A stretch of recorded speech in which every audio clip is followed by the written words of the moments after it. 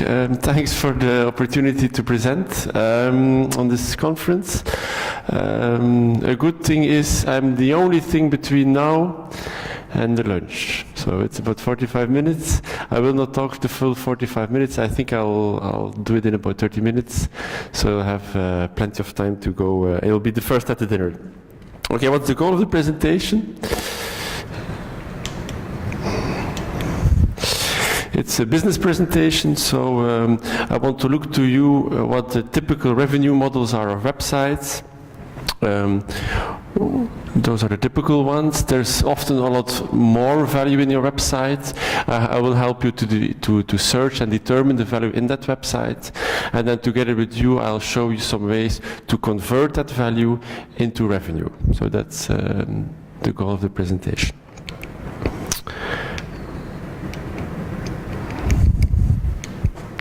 So a little bit about me. I am Maarten. I'm a serial entrepreneur since 2007, and I always used Drupal as the way of doing my things online. I started in 2007, and I think that was still Drupal 4.5.6, I think.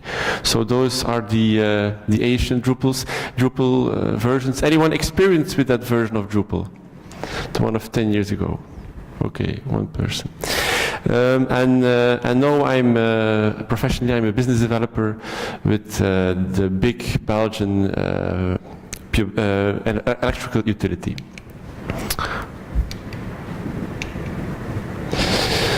Come on. Yes, for the purpose of this presentation, it's interesting to zoom in a little bit on the business I had in the past. 10 years ago, I was studying in Ghent, and I noticed that the tutoring was a hell of a job to get decent tutoring or to become a tutor. However, there were different ways, but you were screwed anyway. So what I did that time was set up a tutoring network, a platform, which I connected to selling services. So that was how I made money. After some years, I noticed an absolute lack of websites that prepared people for the medical entry exam for becoming a doctor in Flanders. A lot of users searching for information, a lot of users or visitors searching for preparation documents. So I set up a website or a product, a digital product, specifically tailored to help them. Then later on I ventured in some other stuff. I had a laptop selection wizard linked with affiliate marketing, and now I'm working on a job board for millennials, which is powered by advertisements. So what is interesting in the 4 examples I give here,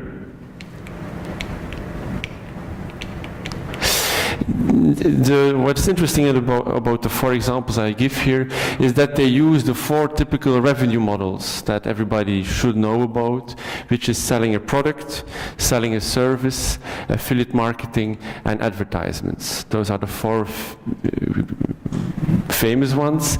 Let me go a bit into detail. So this is a graph showing the 4 revenue models that you should know. In the other hand, selling services and advertisements. The horizontal axis shows you the amount of visitors you typically need to get a decent living. The vertical axis shows you the revenue per model. We all know that if you go into the advertisement world, that the revenue per visitor or per view is very low.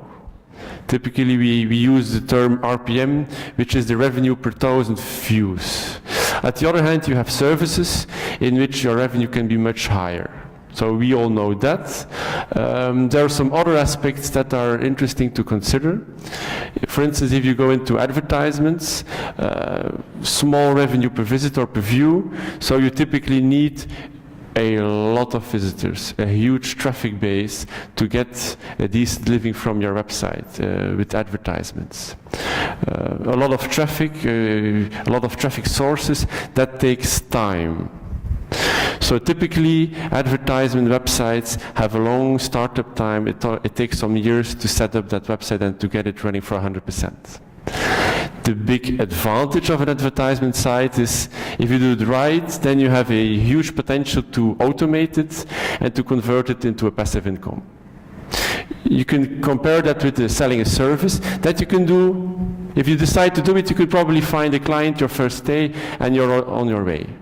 So you can maybe ask your neighbor to pay you for the service.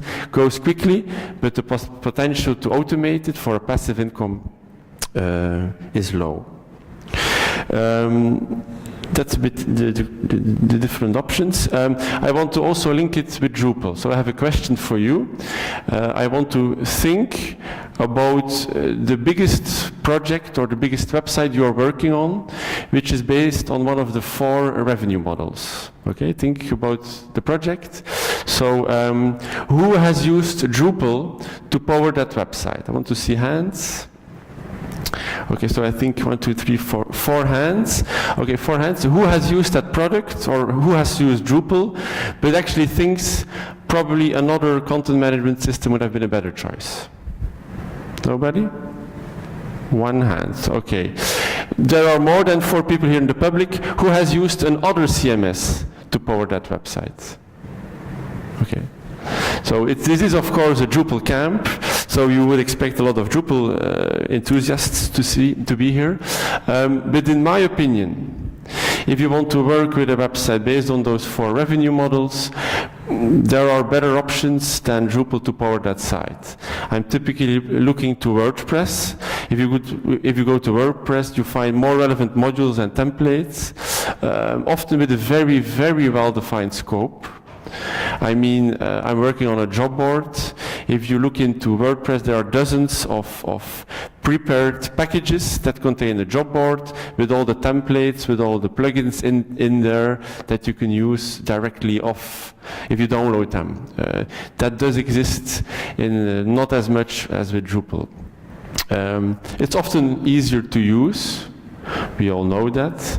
Because it's easier to use, more people use it, and so you find that WordPress, in my opinion, is often better integrated with third parties than Drupal. Here I'm specifically looking, for instance, to affiliate intermediaries, which are often very well connected and have specific WordPress modules, but the connection with Drupal is less clear. Okay. So what I showed now, until now, those are the typical known revenue models. But it's interesting to look into a bit into core of the presentation. Where is your value of your website, of your product, of your service? I want to give you the example of Instagram. It's already some years old. The sale was some 3-4 years ago. But at that time, Facebook bought a company of 12 employees, 30 million active users, and actually no revenue. So 30 million is a lot, but compared to Facebook, that's tiny. That's very low. And yet they bought it at $1 billion. Why? Must be that Facebook found a kind of value in the Instagram app or website or whatever, or company, and was willing to pay for it. So the question becomes, what is your value? What is interesting is that, for me, the fact that Facebook bought Instagram is a clear proof of the value in Instagram. The exact price, 1 billion, I think it's less of a proof, because that's linked also with market factors, with what competitors were willing to do. But the fact that they bought it is a clear proof that they had value. So I want to think about your product, your service, what you are delivering. Where is your value? Have you thought about that? I mean, the presentation here is specifically tailored to websites and monetizing websites, but I think there are a lot of developers here. Are there freelance developers here? Raise your hands. No freelance developers, okay.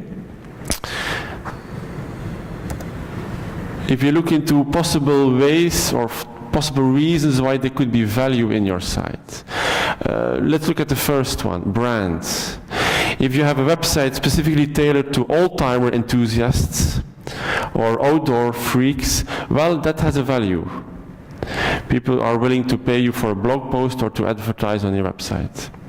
if you have a lot of free organic traffic, if you are well positioned in Google, that has a value.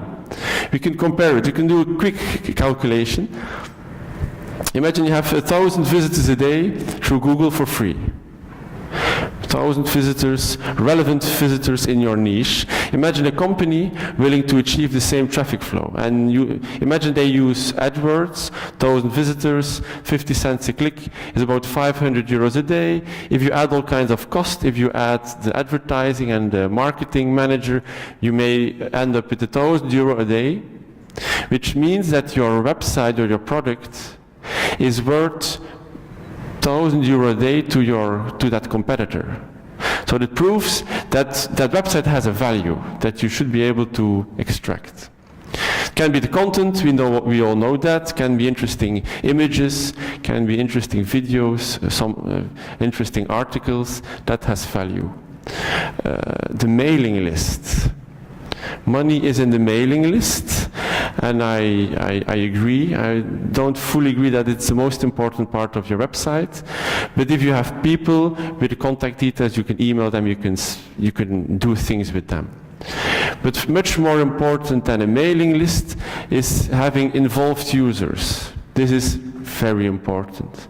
Users coming back to your service, back to your website, that are willing, that trust your brand, your website, that are willing to pay for a certain product or a service. And the best ones are the ones that prefer buying something on your website, even if they know that they might find the product or the service somewhere else at a better rate.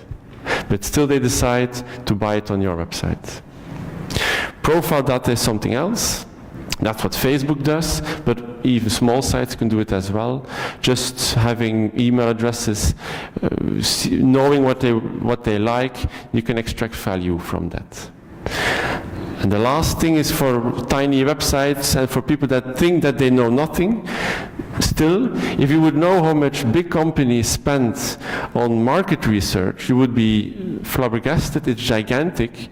And often with a small website, you quickly find out what people are looking for, what people are wanting. And that, in a certain way, also has value. Okay, so you can different ways that your website or your product might have value. How do you determine that value? Because you might have a website with a lot of users, a lot of content, maybe user-generated, a lot of images, a lot of good positions at Google, but how do you know where the value is? The problem is, generally, you cannot determine it on your own. You need another party to tell you what's interesting on your website. So I advise everybody to reach out to everybody, to colleagues, to competitors, to people advertising on your website. Hey, I have a website. Is there something of value in my product, in what I have? Talk to them. Talk to the business people. That's also important. Don't talk to the traffic manager, because the only thing they're interested in is having cheap traffic. That's probably not what the business is doing. Don't talk to the intermediaries, which is, for instance, the affiliate network.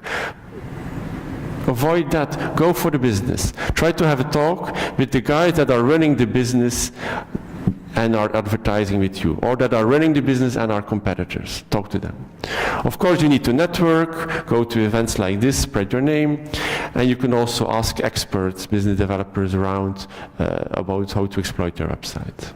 Okay, so I now talked about what value could be in your website or in your service. That's interesting, but how do you get it out? And how do you convert it into revenue, into cash? So now I'll show you some examples. My favorite one is business development or strategic partnership. See it like you want. It's a bit difficult to explain. I'll give it a try anyway. Imagine you have company A with business model and their own assets, and company B with a different business model and their own assets. Business development is when company A will look for a collaboration with the other company and apply his own business model on the assets of the other company. and often it's also the other way around.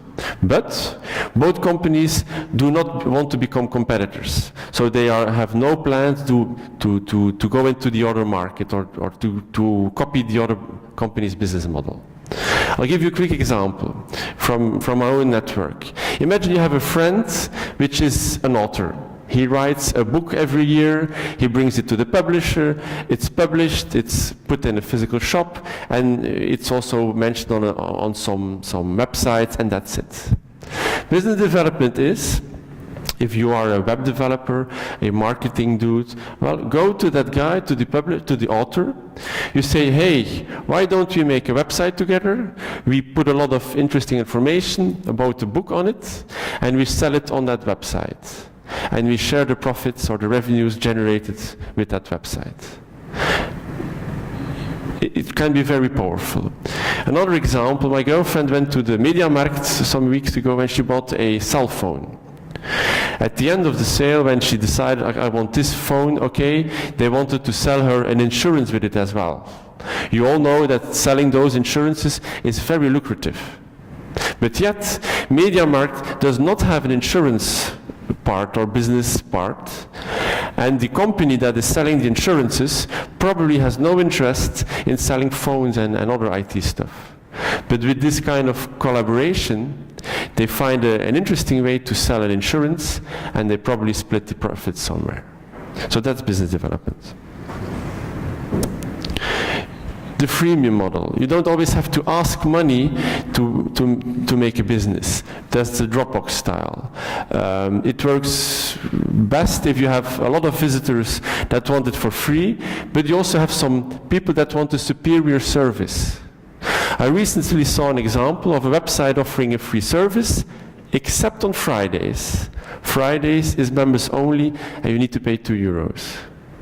So can be very powerful, especially in combination with the other models I will explain. Okay? Pay what you want. We all have been on city trips in Europe, and often you can find those free walking tours everywhere. Actually, they're not free. At the end of the tour, they'll ask you for a donation or a contribution as a proof of gratitude of the tour you were on. And don't underestimate this. This can be very powerful, especially in the case if you have two conditions fulfilled. Firstly, the variable cost of your product is low. Let's say an ebook or doing a tour. I mean, if you have 20 people on the tour or 21, it's the same cost for you. And two, where the possible upside for your client can be quite high. Okay? So at the end of the tour, if you ask your visitor or your client for a contribution as a proof of gratitude, he will base that amount of money that he's willing to pay you on the advantage, on the value that he had from your service. And if it's a possible high value, then he might give you a lot of money. So it's a model that can work quite good, but it's difficult to optimize. It's difficult to get it right. So it takes a lot of tweaking and testing to get this kind of model optimal. You can sell your data. Did you know that weather.com sells all the traffic data and all the data they accumulate and collect? People go there on their websites, go on their apps, all that information is aggregated and sold. Works of course best if you have a lot of visitors. Also works best if you have really valuable information, valuable profile data of your users. So there's a transparency link and there's also a privacy link, which is important to take into consideration. You can make a matchmaking platform. We all know this. If you go dating, that's what you will get. You have two parties that want to find each other, but in order to find each other, they need some way of platform or network, and that's what you give them. Might be for free. They might be able to pay, or they might be willing to pay it for it. So this works very well in combination with freemium. People can do the matchmaking for free, but if you pay, you have superior service. So it works very well. Very closely linked with that is a marketplace. That's eBay, that's tweedehands. You have a buyer, you have a seller, they need to find each other. How do they find each other? Well, on your platform. And then specifically for a marketplace, there are two ways how you can do it. You can be just a marketplace, which is I think the tweedehands model. So the payment is done between the buyer and the seller directly. You can also be a service provider. The money from the buyer is paid to the company and then from the company to the seller. And of course, as all the money passes through their hands, it's easier to take a share of that. It also works very well in combination with the freemium model. Pay per use, that's the Blendle approach. You want to read an article, fine, you pay 1 cent, something like that. Can be when you effectively need the service. I'm not an expert with this model. My second favorite one, so I talked to you about business development, strategic partnerships. My other favorite is dynamic pricing. Think about it. If you are Amazon.com or Booking.com or Bol.com and you sell millions of products each year, it's not in your best interest to sell the best product at the lowest price to all your customers. If you would do that, you would leave a lot of value, a lot of money on the table. So the task for those websites is to use dynamic pricing and sell the people that really is looking for the lowest price, but other people, you ask them more. It's very difficult, and I'll give you an example. Some years ago, people found out on a certain website, I can't remember which one, that if you wanted the product and you were browsing the website on an Apple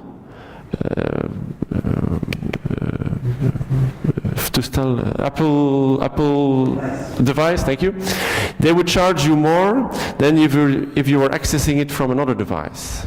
What's the reasoning behind it? Well, you have an Apple, you probably have more money than an Android user, so we can charge you more for it. It's a difficult model to implement because people do not like it that you pay 10 euros and the other one pays 9 euros. You will be unhappy, but that's what they do. That's what they do. That is why Booking.com will pressurize you so much to buy or to book the accommodation now. Have you ever been on a booking site, on the site of Booking, that there was no pressure on you to book your hotel room? Some way or the other, it's always urgent. So this is the model that they use behind it. And of course, you can also try to do the Instagram way. You can try to sell your product. Simple, I think. So this is the end of the presentation. I'll quickly go over the takeaways. What do I want you to remember? Firstly, look into the value of your website or your service. Really look for it. Ask others for help. So you can't do it on your own. Go to competitors, companies, experts, but avoid the networks because they have other goals. And you should work together. Think about the web developer meeting up with the book publisher. There are very nice opportunities over there.